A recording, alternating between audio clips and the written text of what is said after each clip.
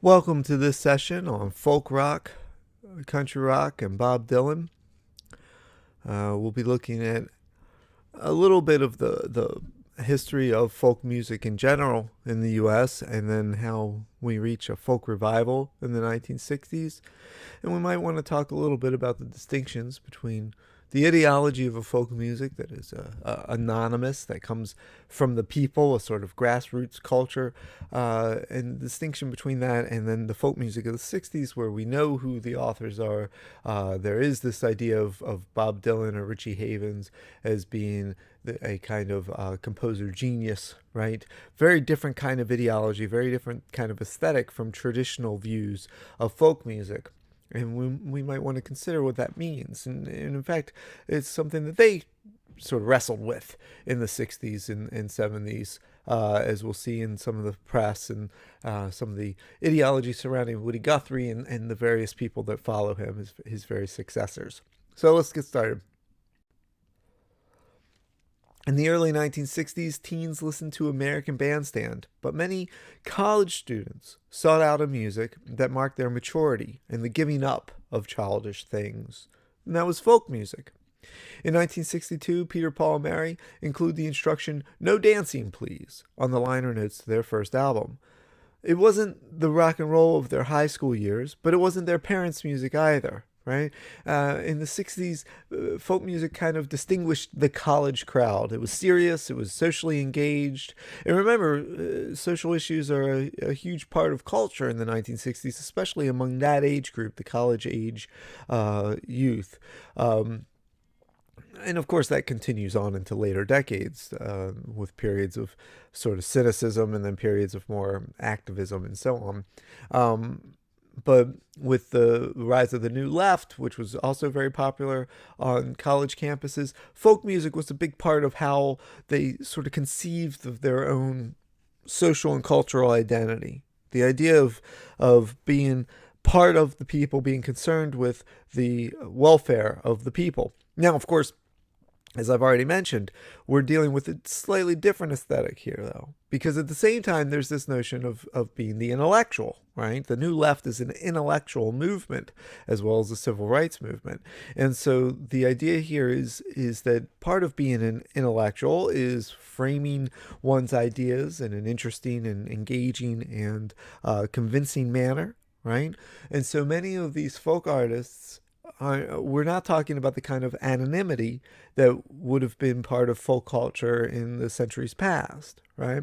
So there's this notion of a kind of ideal intellectual figure. And Bob Dylan and Phil Oakes and Odetta and Richie Havens, they all fit this model pretty well, right? Where they clearly have something to say. They're clearly socially engaged. Dylan is very early on revered as a insightful poet. And yet at the same time, they're drawing on folk idioms, they're drawing on folk traditions as part of this wellspring of material on which they're building. In the same way that, Mozart built on folk tunes to create some of his symphonies, like the 41st Symphony has a few popular tunes in it, right? Like early rock, this was not mainstream music, so therefore it seemed more real, more authentic to its audiences. And the idea of folk music, which is different from rock, is that it's not above the audience, but part of it. Here you can see Joan Baez, and she's right in the middle of everybody, and everyone's singing along, right? There's a rejection of virtuosity and theatricality. Bob Dylan's not a great singer. Joan Baez is a great singer, but kind of a quirky singer in some ways. Not a great guitar player, neither is Bob Dylan. They both have skills, they're just not great. They're not virtuosic, right? Some of the finger picking that the two of them do, or they're interesting patterns, and they sound great. They have a great sense of tone. I'm not belittling their achievements on the instrument, but it's not a emphasis on virtuosity. It's not an emphasis on theatricality. This is part of the folk rejection of rock and roll. Rock and roll is kind of kiddies music for a lot of this generation, at least at first, right? This is music that's talking about serious subject matter, music where everyone's singing along. Joan Baez is probably the best singer in that picture. I mean, I don't know, I wasn't there, but I'm assuming because she was an amazing singer. But everyone there would be singing along with her, at least during the refrains and maybe even during parts of the verses, if not all the verses. Depends on the song and how well they know the song. A lot of times, the people like Joe Baez or Bob Dylan or Phil Oakes, they would sing out a few of the lines and then everyone would sing together. So the kind of call and response approach. But the idea was to involve the audience, to have a kind of almost a leveled out approach to the relationship between the performer and the audience, as opposed to the performer being up on stage singing down toward an audience. Now, folk music was by and large album-oriented, not singles-oriented. So therefore, it again seemed to be more serious, like classical music or jazz. By the time we get to the 1940s, jazz is becoming more and more album-oriented. Classical music, pretty much from the beginning, was album-oriented. Even when they weren't long-playing records, the earliest classical music recordings would just have a series of singles that were, one connected to the next. So that it would just sort of abruptly stop. You flip the disc and then it starts where it left off. It's not the most cohesive way of listening to music, but there's still this sense of preserving the wholeness of the thing, right? So those are album-oriented genres, and there's an element of seriousness that contributes to the image. Whereas singles seem more ephemeral. They're marketed toward the radio. They're meant to be enjoyed as small little bits, right? Just like the distinction between a snack and a meal. Right? A snack is not a serious meal. It's not a serious form of nutrition. It's something that you're doing to tide over your hunger until you get to the real meal. Well, that's the idea between singles and albums as well, right? So the Kingston Trio, 1958. Here, the album was on the pop album charts for 195 weeks. That's a huge record. Very few albums stay on the charts that long. Dark Side of the Moon is another one that has a long staying power like that, has long staying power. That's a fairly rare achievement, and it shows that for the most part people aren't buying singles of the Kingston Trio. Tom Dooley is the big exception, right? That song was a hit single, but for the most part you're buying the album because the idea is you're listening to the overall thing. It's not about a single song that's a particularly catchy song. It's more of an aesthetic of the whole.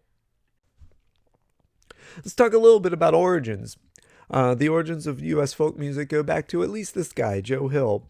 He was a Swedish-American labor activist, a member of the Industrial Workers of the World, so one of the earliest national unions, or international unions.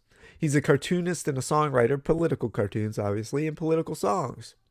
He wrote the anthem, the Union anthem, "There is Power in a Union," and this is in 1913. This is at a time where being in a union could be a pretty dangerous, life-threatening thing to be. You got to keep in mind that at the end of the 19th century and the early 20th century, that's when unions were coming into focus. And a lot of businesses, a lot of capitalists resisted it because they didn't want to give up any power. They didn't see why there should be negotiations. You either sign a contract or you don't. But of course, as factories became more prominent throughout major cities, and as more and more people had to take factory work, and there really wasn't a lot of other viable options, that led to a great deal of abuse. And so people wanted to unionize in order to protect themselves from that, right? That individually, they couldn't do anything. They either signed the contract or they starve. But as a group, if they all walk out, and they can't be so easily replaced, and they can protest in front, so that reduces the chance that other people will come in because they don't want to look like suckers or like people that are not faithful to their class, that gives a certain amount of power, right? So this was a very important time in unions where it was dangerous to be in a union because capitalists would hire minor police forces, detectives and so on, to harass you, to hurt you. And so he was accused of murder in 1914. It doesn't, based on a lot of the historical evidence, it doesn't seem that he actually committed it, that this might have been trumped up charges in order to get him off the streets, to get him out of the political situation. And he was put on trial, and then he was supposed to be executed.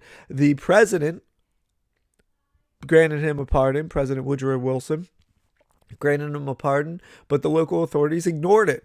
One of the very few times that's ever happened in the history of this country. And he was executed in 1915 by a firing squad.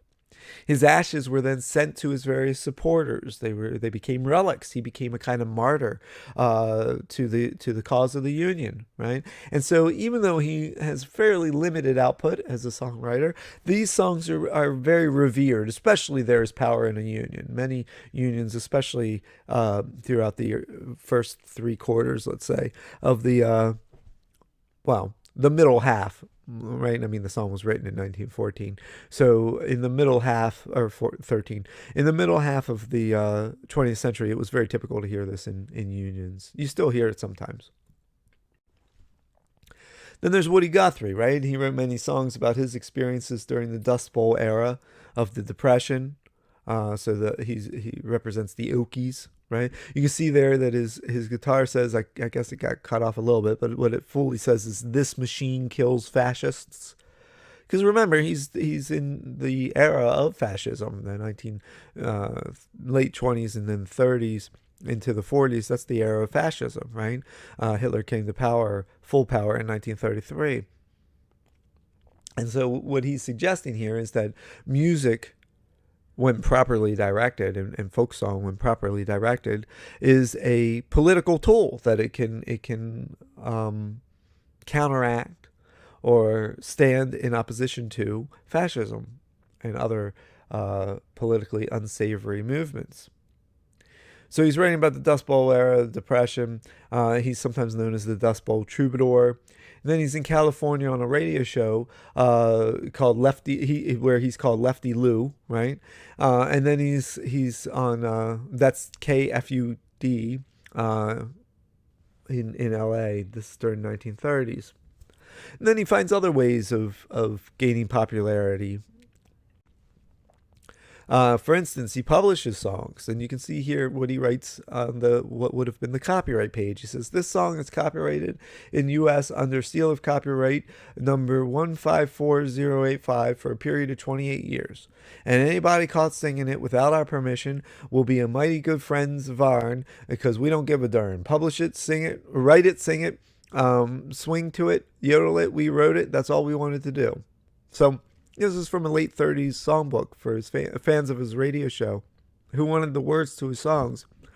And the point here is that he's not the least bit interested in copyright.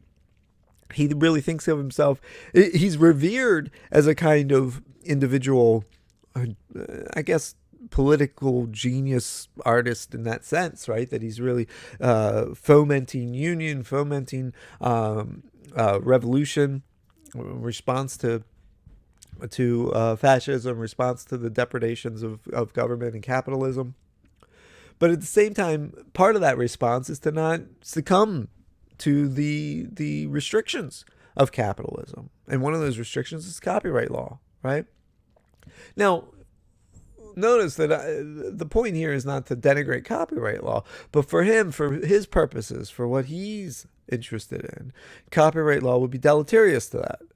He's suggesting that even if he wrote the song, and he says, we wrote it, it's the royal we for whatever reason, we wrote it, that's all we wanted to do.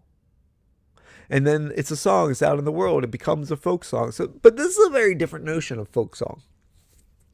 I mean, granted, somewhere in the history of any given folk song, any given real folk song, someone had to have come up with it, and then it develops through just word of mouth, through a kind of game of telephone. You play it your way, this person plays it their way, the song develops. And as we saw at the beginning of last semester, people like Harold Child and Cecil Sharp had traced the development of some of these folk songs to see how the regional variants kind of changed from one to another, to see how this game of telephone was actually historically played. This is different now. Now we're in an age where there are newspapers, there's radio, there's more up-to-date information. We know. Even though someone must have written those other folk songs, we don't know who they were. They're anonymous. They're lost to history. And the thing seems like, even if it's not in reality the case, it seems as though the song kind of springs up naturally from the folk. But here, that's not the case anymore. We know who wrote it. We know it's Woody Guthrie, right? But he's suggesting that that doesn't matter. He wrote it, but that's all he wanted to do. Now it's a song for the folk, and that has a certain power. It belongs to all of us, not just to me. I didn't write it for profit. I wrote it for our causes, our concerns, right? And so you can see how this sort of ideology of the new approach to folk is developing.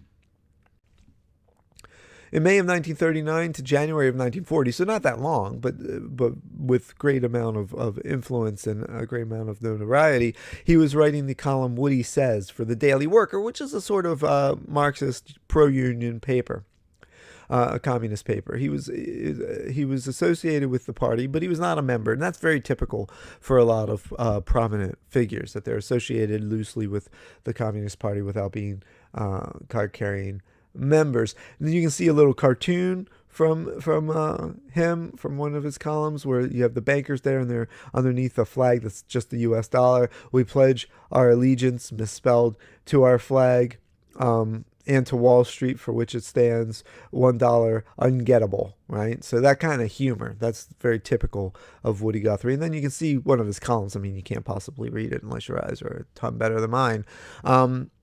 In 1940, February of 1940, he writes This Land, or produces This Land Is Your Land, in response to God Bless America, right? Which he felt in some ways was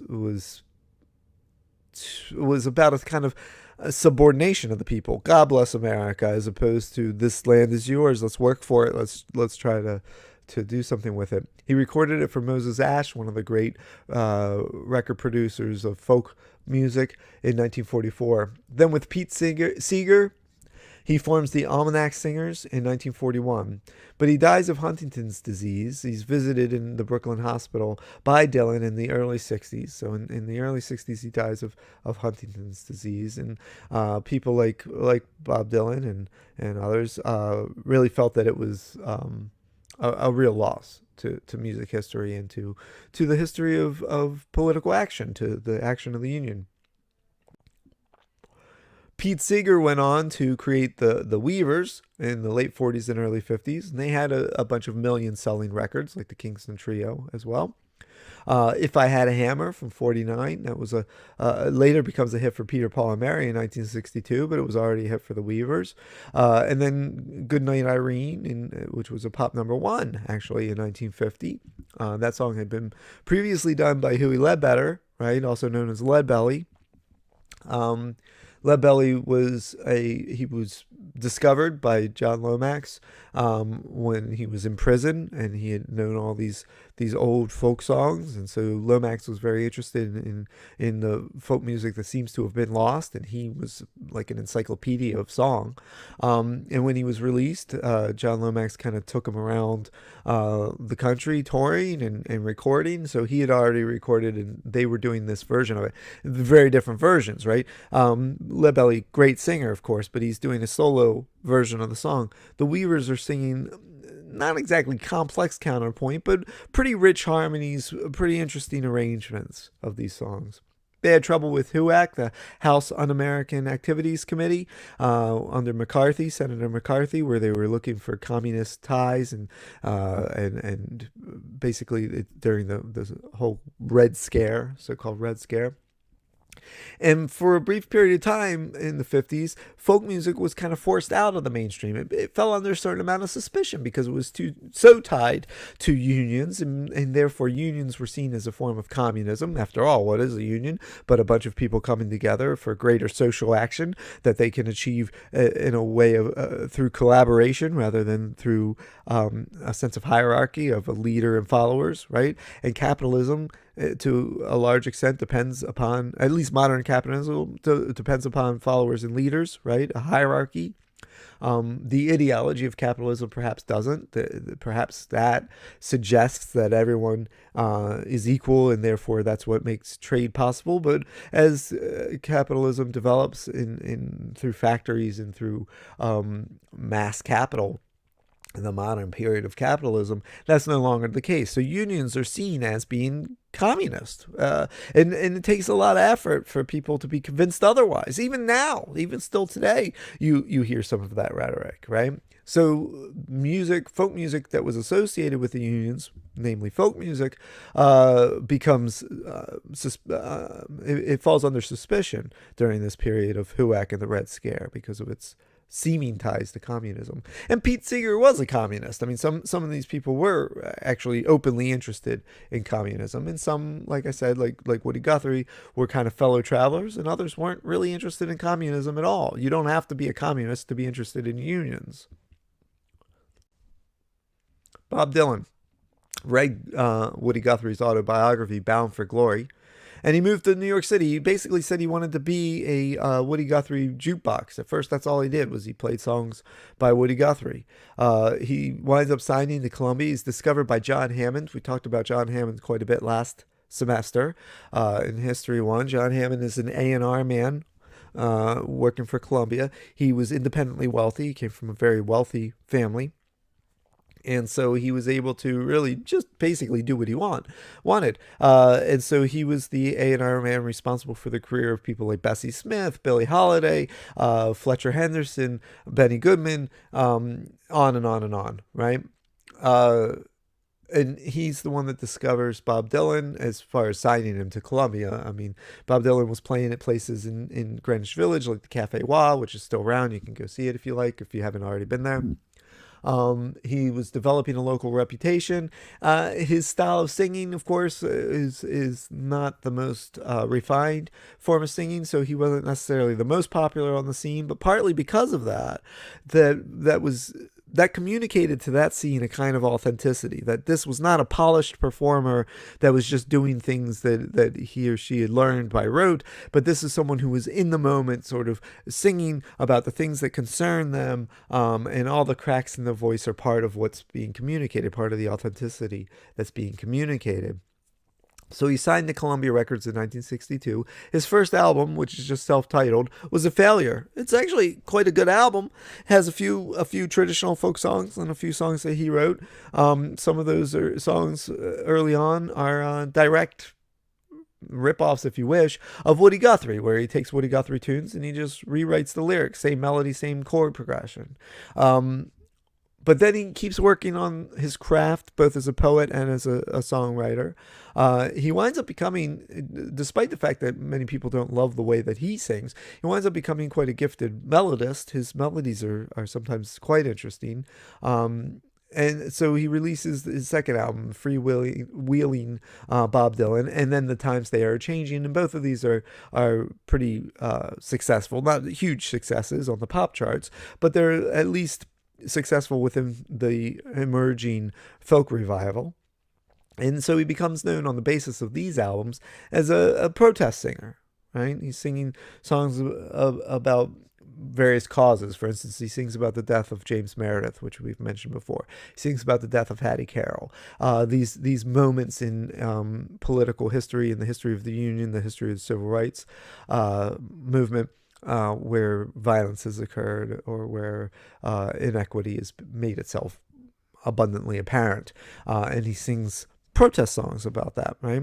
And he sings these songs that come across as being semi-prophetic, like The Times They Are Changing, or the Blowing in the Wind, right? That all these things are fragile, that they're just blowing in the wind, both the good things and the bad things, and we have to find a way to stabilize the good things and to lead to a better world. So he's part of the 1960s folk revival alongside people like Joan Baez, Phil Ochs, Odette, people I've already mentioned. He participates in the March on Washington, and here you can see him at the microphones. In 1963, he plays a pawn, the song "Pawn" or "A Pawn in Their Game," which is ultimately about the corruption of government, the corruption of capitalists, the idea that normal human beings are just pawns in this. In a larger structure over which we have very little control. And obviously it's a protest song. It's the idea that we have to respond to that. And the song involves the death of Medgar Evers, right? Another important slaying within the civil rights movement. So this is performed at the March on Washington in the presence of Martin Luther King Jr. Peter, Paul, and Mary, that same year, 1963, have a top 10 hit with "Blowing in the Wind." They, of course, have a much more sort of melodious version of it with the full harmonies and everything else. It's a much shorter version. They don't do all the verses. So it's more aligned toward a pop single, even though, as we saw in a couple slides past, they were trying to market themselves at this time, at least, as not being pop oriented at all. No dancing, please, as they put on their album. And yet they do trim these folk songs to be radio friendly. So Dylan emerges as the poet of popular music, and his approach to lyric writing begins to change. He's still doing at first the socially conscious form of poetry, but then with songs like Tambourine Man, he begins to move toward more stream of consciousness poetry. He becomes very interested in modernist poets. Obviously, he was always interested in them to some extent. After all, his real name is Robert Zimmerman. So he gets the Dylan from Dylan Thomas, who is a kind of early modernist poet. Do Not Go Gently Into That Good Night, those kinds of poems. And he becomes more interested in elements of surrealism, elements of other sort of stream of consciousness writers, and he begins to emulate that in his poetry. And so when you listen to Mr. Tambourine Man and you listen to the verses, you get image after image without it necessarily adding up to a clear narrative, at least. People figure out various narrative strands or ways of working through those songs. But there's no clear, apparent narrative that's being worked out. Then comes the big year for him, 1965, at the Newport Folk Festival. He had been playing for the past few years at the Newport Folk Festival and becoming increasingly a star. And now he's headlining the festival. He's the big act that everyone's excited to see. But he shows up with the Paul Butterfield Blues Band. Pete Seeger is pissed off. The story goes that he runs to his car and he's got his hands over his ears and he's telling the person who runs the festival, he's saying, you got to make this stop, make it stop. And he goes, I can't make that stop, right? So he starts off what Dylan does is he starts off with an acoustic set, and then he raises the curtain or whatever. I don't remember if there's an actual curtain, but he introduces the electric band, the Paul Butterfield Blues Band, and they play an electric set. Now, he had already been recording a few tunes on some of his albums that are like this, like Subterranean Homesick Blues and so on, which was his first top 40 hit. So as far as the mainstream was concerned, the folk rock thing was kind of successful, but the folk audience kind of dismissed songs like that as being one-offs or a couple songs on an album, not a big deal, right? Not the main focus. He's still basically a folk singer. And yeah, there's songs like Mr. Tambourine Man, but you get the sense that maybe there's some kind of protest element there, even if it's not super clear. They're making excuses for believing he still is what he had been. But the 1965 Folk Festival, where he does exactly what one doesn't do at the Folk Festival. The Folk Festival is about group singing. It's about acoustic instruments. It's about folk music, right? Both actual folk music, bluegrass is being played there. So that bluegrass, of course, is not traditional folk music. So you have the adaptations of folk music. You have traditional folk music. You have this array of Appalachian music, all sorts of things happening, but it's all acoustic. It's all folk oriented. And this was not.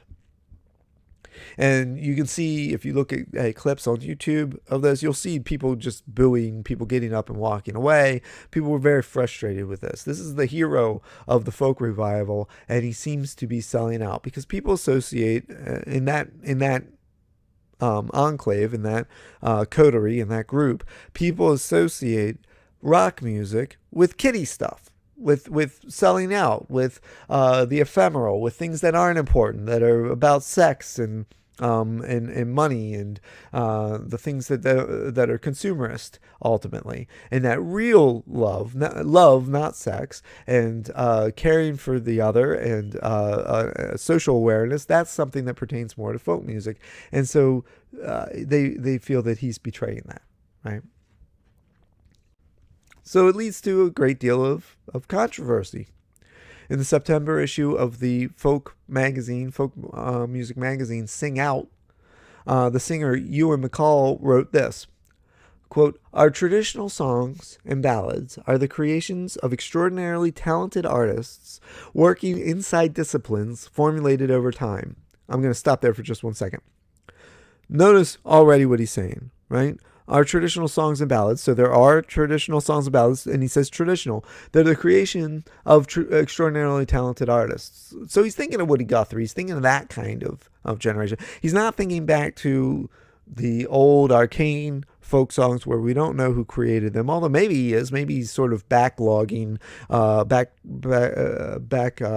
tracking that way of looking at things.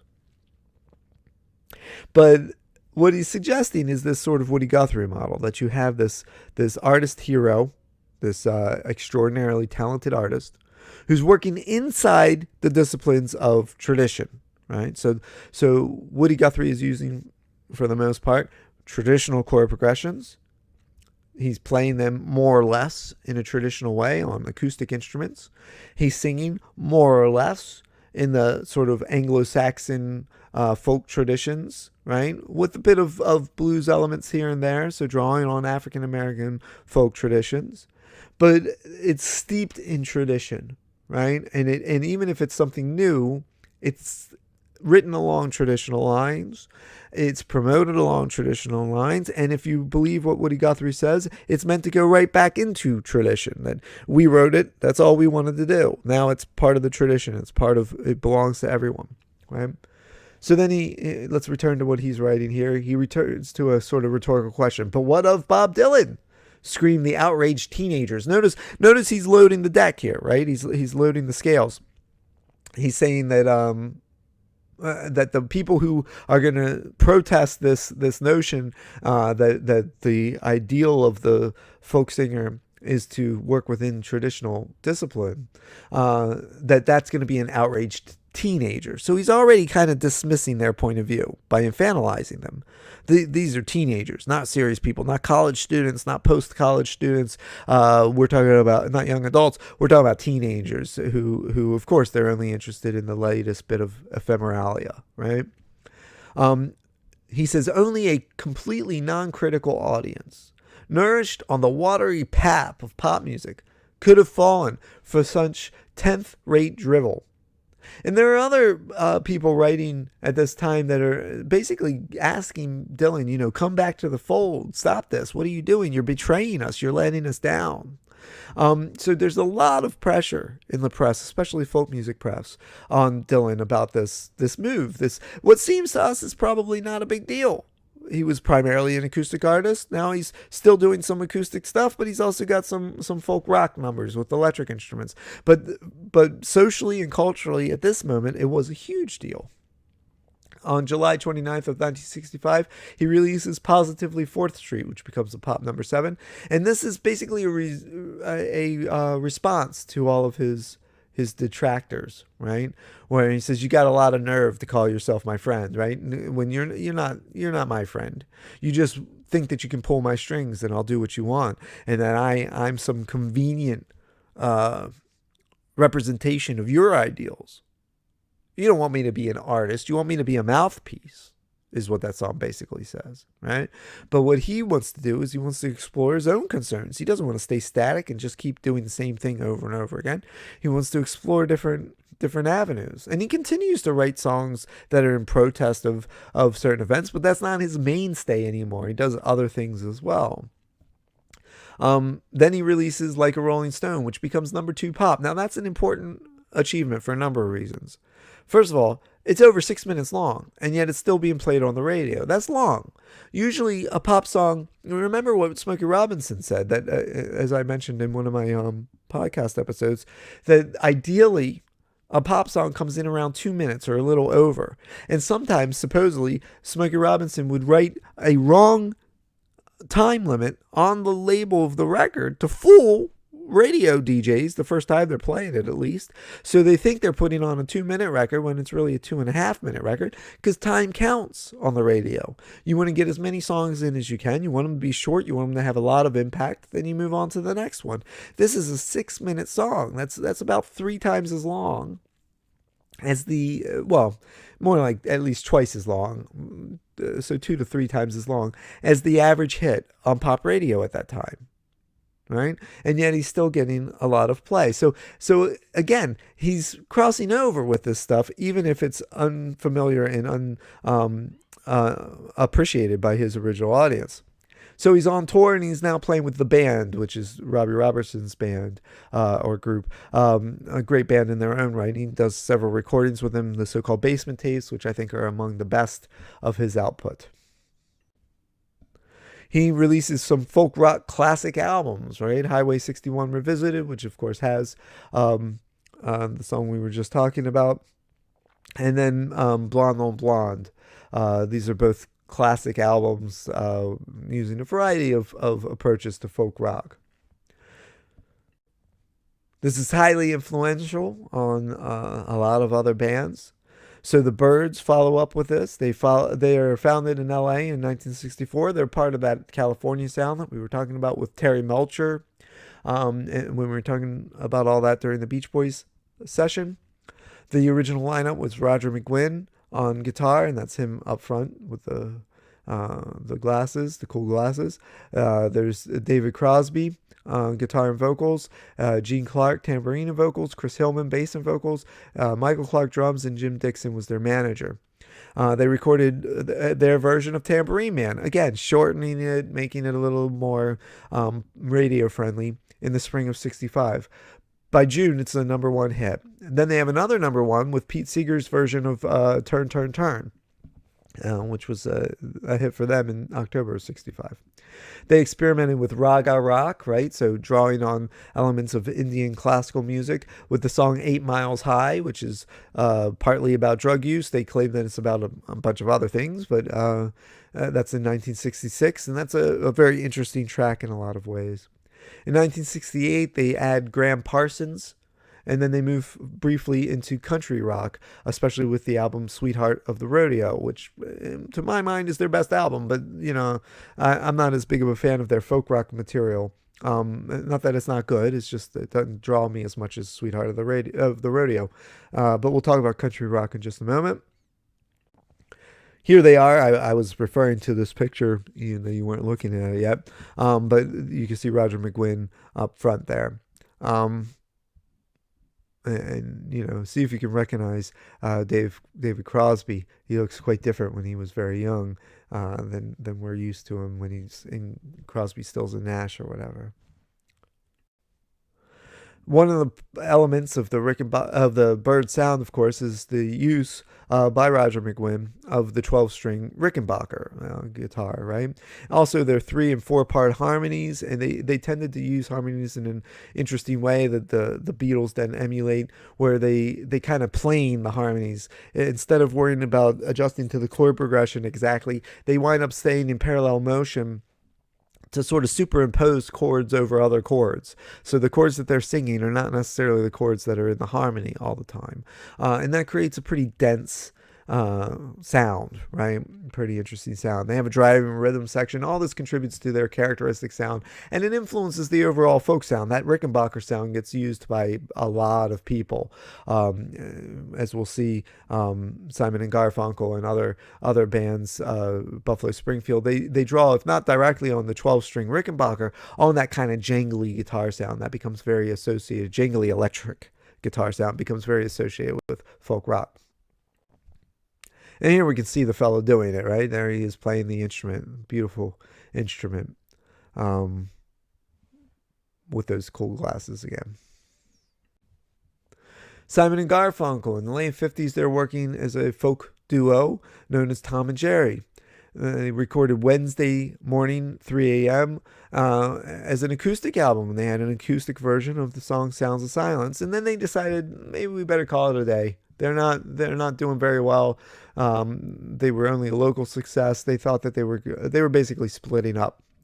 Um, but then Tom Wilson, who is also a producer of some Bob Dylan songs at this time, he was brought in to try to make this recording something that would sell better because the record companies just didn't think it was going to go anywhere. And so he adds a jangly guitar, that kind of characteristic birdsy kind of folk rock sound. He puts an electric bass and drums. They didn't sing to that; they sang to an acoustic guitar. But he's adding all that, and then you'll hear other songs. Like a rock and so on, where you hear the big pounding drum that's just been added to the whole thing. And so now it's gone from being a folk album to being a folk rock album. Simon and Garfunkel, they didn't even know that this was going on. They had basically split up. They didn't realize that it was being toyed with. I mean, they must have known to some extent, but they sort of had written that album off. They weren't thinking it was going to be anything. Next thing you know, they have a huge hit, so they have to get back together to tour to support it because it becomes a huge pop hit. And then they have more folk rock hits, Homeward Bound, Mrs. Robinson, and so on, right? Mrs. Robinson, of course, being a number one, in part because of its use in the film The Graduate with Dustin Hoffman. You have other important folk rock acts, the Hollies, with songs like Bus Stop, Mamas and Papas, Peter, Paul, and Mary, of course, which we've already talked about, Donovan, Buffalo Springfield with Neil Young, Crosby, Stills, Nash and Young, and Crosby, Stills and Nash, which was an early example of a super group, and then the Turtles, right? And you can see some of those bands laid out there for you. Mamas and Papas, of course, are up at the top, and you can see Crosby, Stills, Nash and Young at the bottom right, and so on. You can see Buffalo Springfield at the top right. Now, not to be confused with Southern rock, also not to be confused with folk rock, is country rock, right? Now, we'll talk about Southern rock later. Country rock winds up contributing to Southern rock, but it's not quite the same thing, and we'll talk about Southern rock soon. But country rock is a little earlier. It arose in the late 60s, employing country themes and instrumentation, particularly the pedal steel guitar. And its early history was established with a few important albums by artists like Bob Dylan, The Byrds, Nitty Gritty Dirt Band, the Flying Burrito Brothers, and the International Submarine Band. It continues to be a prominent presence in the 1970s with groups like the Eagles, the Band, Emmylou Harris, and so on. And we'll discuss some of that in a later session. But let's look at that first generation of country rock artists. Some precursors, you could think of the Beatles maybe as an early progenitor with songs like I'll Cry Instead, or their cover of Act Naturally from 65, which is, of course, was a Buck Owens tune. But it's really Bob Dylan that we generally think of as starting a larger trend. Graham Parsons is kind of the genius behind it all, and we'll get to that in a moment. But with his Nashville albums, John Wesley Harding of 67 and Nashville Skyline of 69, and you can see the covers there, and they're both recorded in Nashville. Obviously, they're using the Nashville sound. They're trying. There's more country textures and so on. The country instrumentation. It doesn't quite. It still sounds like Bob Dylan. Still has a lot of folk elements, but songs like Lay Lady Lay and so on are starting to get toward that country rock sound. But like I said, Graham Parsons is considered the real genius behind this. He created what he called cosmic American music that blended country, blues, rock, and folk. Keep in mind, we're talking about the 60s. The 60s is a great period of kind of an examination of music history, right? Where people are very interested in various compilations of old folk songs. They become bestsellers, some of them. right? Mo Ash puts out a really famous collection that a lot of people collected and listened to. It was very influential on the Grateful Dead, as we'll see later, and very influential on Graham Parsons, as we're seeing now. So he's really blending this kind of Americana. This is an early example of what we now think of as Americana music. In 67, he recorded this kind of stuff with the International Submarine Band for the album Safe at Home, which was released in 68. He recorded it in 67. Many critics consider this the earliest true country rock album.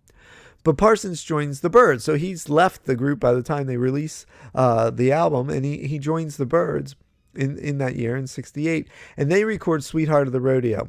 Now, originally, Sweetheart of the Rodeo was supposed to be this like bit of ragtime, a bit of this, a bit of that. But when Graham Parsons joined and he had such a strong writing aesthetic with this country stuff, Roger McGuinn decided that they would really exploit that. So it became a country rock album.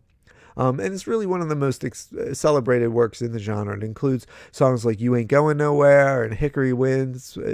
It also features the bluegrass legend Clarence White on electric guitar for some tracks. And Clarence White is one of the great, I think, unsung guitarists. He's a brilliant bluegrass guitarist. His sense of rhythm and time is just amazing. It's phenomenal.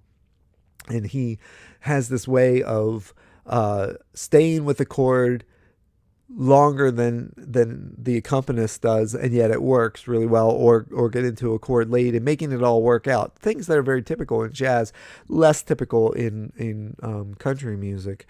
And his way of doing it, his approach to time is really worth listening to especially if you're a guitarist, but really if you're a musician at all. But his electric guitar work, which sometimes gets a little underrated, is amazing. And so listen to the tracks that he's featured on this album. Parsons immediately left the group, and then he forms the Flying Burrito Brothers with Chris Hillman, who was also of the Byrds, who also left with him. And they released 2 albums, which are both really solid country rock albums. The Gilded Palace of Sin in 69 and Burrito Deluxe in 70. Now, one intriguing aspect, I think, of the folk revival was a revitalization of bluegrass, right? Bluegrass is a genre of the mid to late 40s. It continued into the 50s, and it started to peter out a little bit in the second half of the 50s. There were still artists doing it, of course, but it didn't have the national attention that it briefly had. But so as you can see, bluegrass springs into existence with Bill Monroe, 46. Bluegrass continued to have a presence throughout the 50s, but it starts to recede into the veneer of the merely traditional, and was thought to have been superseded by the Nashville and the Bakersfield innovation. So it wasn't the main concern of country artists anymore. And even with the turn into the 60s at first, and that interest in a return to authenticity with George Jones and so on, he's not doing any bluegrass music. It's singer-oriented music for the most part, what they're doing. But this second generation of bluegrass musicians emerge, and they wind up on the folk circuit, just on the folk festival circuit, along with the folk music producers and the Appalachian music musicians and so on. And so you have Tony Rice, the brilliant virtuosic guitar player. Norman Blake, great singer, great guitar player. Doc Watson, very versatile artist. J.D. Crowe, brilliant banjoist. Sam Bush, of course, violinist. And Bella Fleck, the really jazz-influenced banjo player who's in some ways a fusion player, fusing jazz and bluegrass bluegrass is always influenced by jazz, but he makes it very apparent that that's what he's doing. Here's some of these figures. There's Doc Watson all the way to the left, Norman Blake after that, J.D. Crowe, and then Tony Rice. They're a very interesting group of people, right? They're bringing back some of the old traditional songs, but they're playing them with ever greater precision, unlike the older generation of bluegrass, which was really banjo oriented. This is becoming at least equally distributed between banjo and guitar, if not a little more guitar oriented, right? This is the great generation of guitarists. Lester Flatt was a great guitarist in the first generation of bluegrass, but he was almost purely an accompanimental guitarist, right?